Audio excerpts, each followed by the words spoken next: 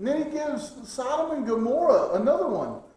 Burned it into ashes, condemned, overthrew it, to make it an example for the ungodly.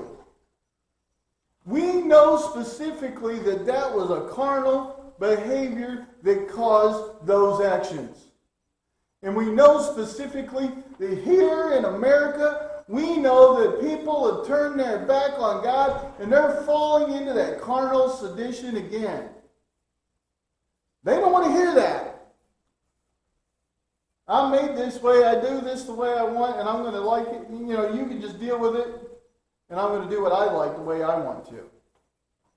Well, that's all fine for right now, but I guarantee you that judgment will be coming. Now, it also says that God delivered Lot, vexed with filthy conversation of the wicked. God brought Lot out of that, but I'll tell you what, Lot's rescue was a mess. It was a mess. Friends, you want to lose your spouse? And I don't even want to get into the incidents with the children. My goodness, that's not for many to hear.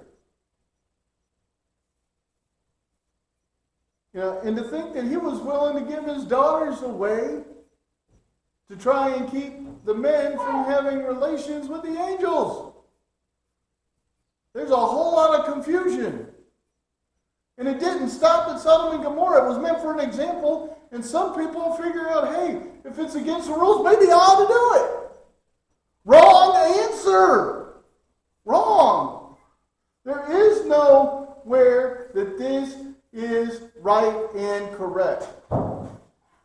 If somebody wants any kind of example as to what this leads to, go to Romans 1. I'm not going to go there tonight because we've been there before, but someone else can find it. It's Romans 1. Read all of it. Now, moving on, we also find it says that the Lord knows how to deliver the godly out of temptations and reserve the just for the day of judgment to be punished. Hey, guess what? If you're a Christian, you're believing in God, you have your faith in Jesus Christ, and you know when you do something wrong and when you sin, you turn from that sin, you repent of that sin, God's going to pull you out of the temptation, He's going to pull you out of the sin. It's not necessarily that He's going to give you more than you can handle, but there will be an escape. We have to understand this. We need to focus on God and the faith in Him and not on the worldly things. However, if we choose to do the things that are ungodly, if we choose to submit to those temptations, we are going to be judged at the last day, at that day of judgment. We're going to be punished. And that's not a punishment that I would look forward to. In verse 10 it says, but chiefly them that walk after the flesh in the lust of uncleanness. Hey, guess what? That's pretty clear. If you're full of lust, you're full of wantonness and sinful wantonness, you are facing judgment. It's uncleanness, it says in verse 10. You're unclean. You're filthy. That kind of behavior and that kind of attitude is filthy. It's disgusting. It needs to stop. But here we go on and says, and despise government.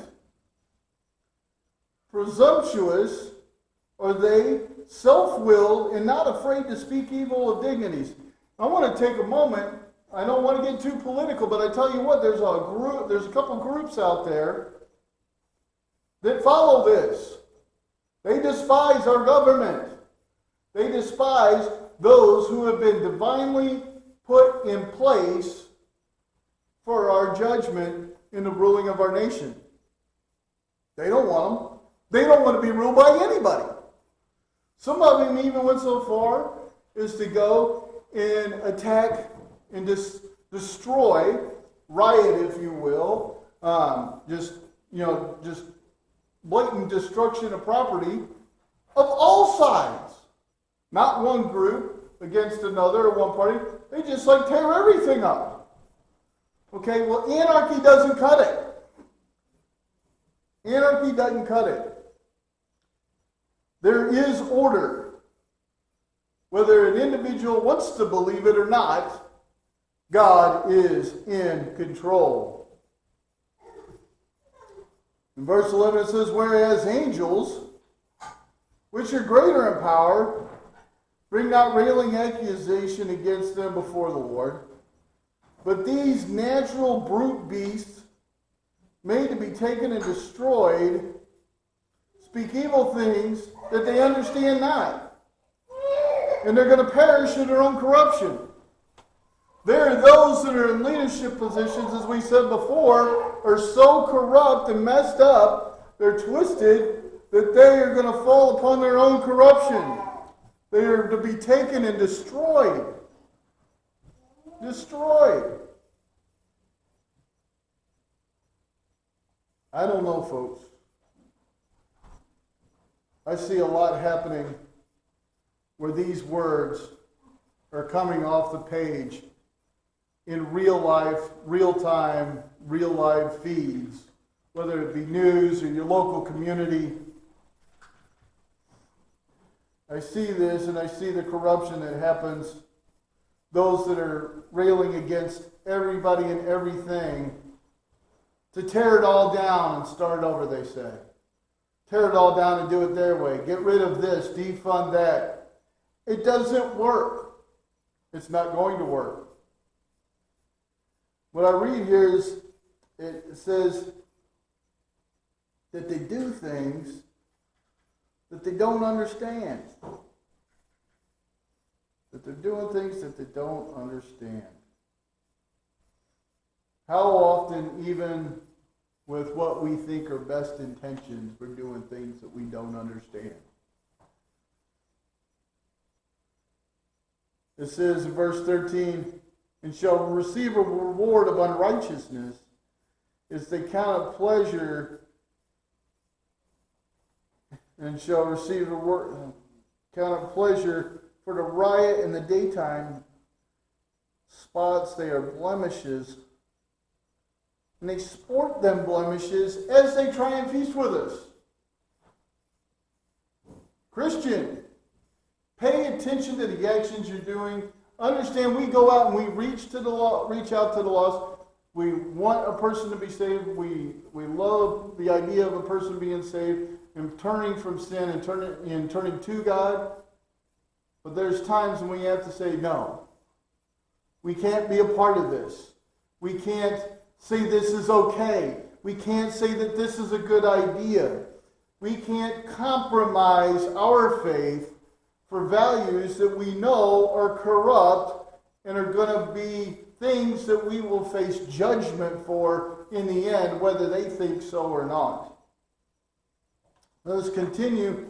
I'm going to read some more, starting in verse 14. It says, having eyes full of adultery, they cannot cease from sin, beguiling unstable souls, and heart they have exercised with covetous practices cursed children, which have forsaken the right way and have gone astray out of the way of Balaam, the son of Bosor, who loved the wages of unrighteousness, but was rebuked for his iniquity by the dumb ass, speaking with a man's voice, forbade the madness of the prophet. These are wells without water, clouds that are carried with a tempest, to whom the midst of the darkness is reserved forever. For when they speak great swelling words of vanity, they allure through the lust of the flesh, through much wantonness, those that were clean and escaped from them who live in error.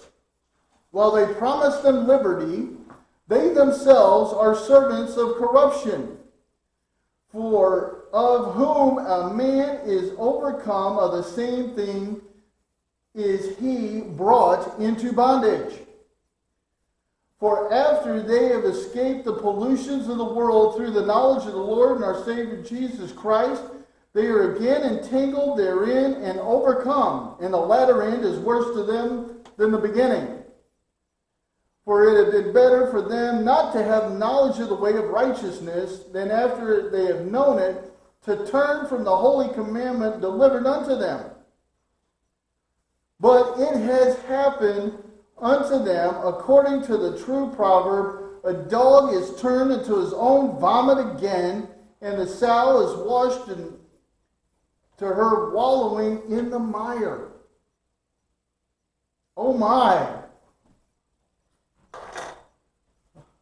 Where do we go? What do we do with this? We see these words. Those that are supposed to be held up and accountable, they're full of adultery and wantonness. They haven't turned from those things. It says, for those they have forsaken the right way and gone astray. That means that the person knew what was right and did the wrong thing anyway. Oh my! It's like, come on. You got to grab somebody by the ears and then say, hello! Can you get it right? It says, no. They've gone after covetous practices. And because of it, they're cursed. They've forsaken the right way and gone astray. They've gone the way of Balaam. You know, when a talking donkey stops you, there's a problem. If God has to put the voice into a donkey, you know, why'd you beat me 3 times? Well, there's an angel of the Lord standing before it.